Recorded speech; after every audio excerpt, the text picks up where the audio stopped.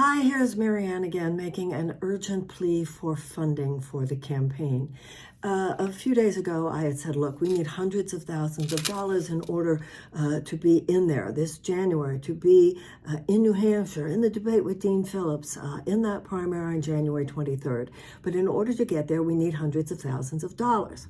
At which point, everybody seemed to say, yeah, oh, I get it. Well, we really need to do this. And for the first couple of days, you were giving at the level that is necessary to get there. After a couple of days, I said, thank you so much. This is happening. And apparently a lot of people went, okay, good. She got what she needed because that level of fundraising stopped and it needs to begin again. Let me tell you why. Because you're probably thinking, look, how bad can it be? She's just got 3 weeks to go here. The way the system is designed, the only way you can be considered a legitimate candidate is if you are on enough of these state ballots. We're already on 29.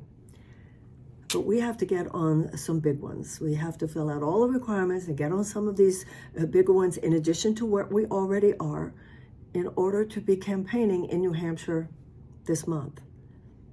It is obscene the way the system works. And I've said this to you before. And it's something that's so much bigger than any one race, so much bigger than any one candidate. It's something that Americans need to understand. The system is designed to be this expensive. It's designed to cost you hundreds of thousands of dollars. Why? Because they don't want anyone who's not either having that kind of money or having access to that kind of money to get anywhere near the pinnacles of power. Now, I don't know how it makes you feel, but it makes me even more adamant that we must take a stand here. This is how the system works. What's happening in politics is it's a microcosm of America. The system uses money to squash you down, to get you to go away and do as you're told. And that's exactly what I'm being told here. And you've probably been reading about it. It's all over the internet. There was an article in the new Wall Street Journal even today about how Biden Democrats are suppressing democracy in order to save democracy. We've already been told that no one but Biden will be on the ballot in Florida, which means effectively there will be no primary ballot for the Democrats. So Floridian voters who are Democrats or want to vote Democratic, they don't even get a voice in this primary. It's happened in Tennessee, happened in North Carolina, happened in Wisconsin. So this creates a delegate hole. And then theoretically, all those delegates just get given to Joe Biden. He didn't have to fight for them. He didn't have to earn them. He's just given them because the party creates the architecture for that. And that's exactly what's happening with this as well. Oh, sorry, Ms. Williamson or anybody else, you're going to have to dish out a lot of money to be part of this process. Now, my opponent in this particular one, other than the president, has tremendous personal wealth that he said that he is willing to spend. And, he has that right. He has that legal right. And to be honest, I've spent mine. But mine is not in the near the category of that kind of thing. I put in mine, and I am asking you to please join with me. This of all the times to stop now. I think it's so important. It is so important what we are standing for in this campaign. No one else is standing for what we're standing for. No one else is addressing the level of human despair that is a product of our current economic system. Now, where the Biden administration sees economic data, I see human despair. I see people, millions of people struggling for health care, having to work more than one job. I see the addiction. I see the housing crisis. I see the need for a fundamental reform. The whole system is now, it's like we say, it's a government of the corporations, by the corporations, and for the corporations. We used to have a thriving middle class in this country. And nothing that Biden is talking about, certainly nothing that Trump is talking about, has to do with fundamentally repairing what has been so damaged and so broken, in order that we can really begin a new chapter of American history. If we want that, that's this campaign.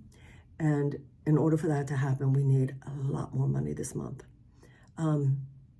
So if you feel, no, we need to be in there in January, then I'm asking you to give what's in your heart to give. not asking you to go broke. I'm asking you to do what would mean I can give and it not be a problem, but rather it align with my sense of righteous investment for me. If that's $5, then I appreciate the $5. If it's $500, I appreciate that. If it's $2,000, I appreciate that. Whatever. It's the energy that's behind that money that's going to propel us to where we need to go.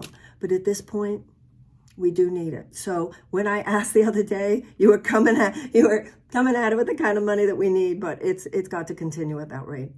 It doesn't feel to me, given the reaction of people, because, a lot of people, and you're probably one of them, it's not until that last month that you start to really focus. People are recognizing. When people say, Marianne can't win, what are they saying? Because if you're talking about the general, I'm submitting to you that I don't believe that the president himself is a strong candidate for 2024. The fact he won in 2020, all credit where credit is due.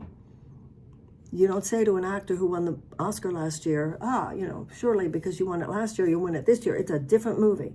This is like 2016, and the DNC and the political elite are not recognizing what's going on out there. They're not feeling the rumblings. I am. And if they think that the people are just going to fall in line, I've said it many times, that danger is not Donald Trump. The danger is people staying home. And they will only vote. You could indict Donald Trump 91 more times. You could put him in prison, theoretically. People are still going to vote for him, who are going to vote for him. So if our strategy, which I read is what the Biden strategy intends to be, just telling people how bad Donald Trump is, that will not win for us in 24. I have not heard the Biden administration say one thing about what he is planning to do to help people in their lives over the next 4 years. And that's what our campaign is about. Actually offering people a better deal. That's how we're going to win in 2024. Not by telling people, ooh, Trump's bad, he's really bad. Like, everybody who thinks that gets that. That's not going to do it. It's going to be, here's a way to repair what has been broken in your life and in this country. We're going to give you universal health care.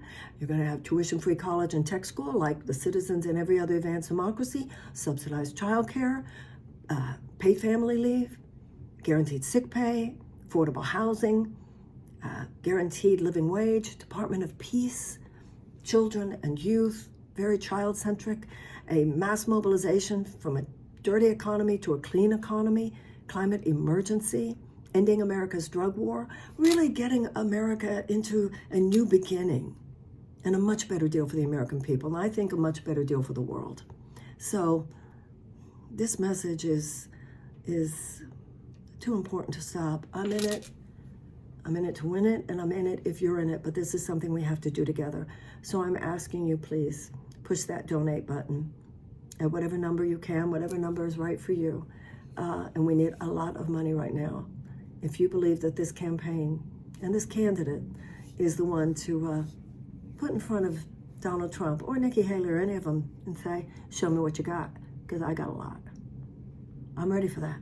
And if you're ready for that, please join with me. Marianne2024.com. Thank you so much.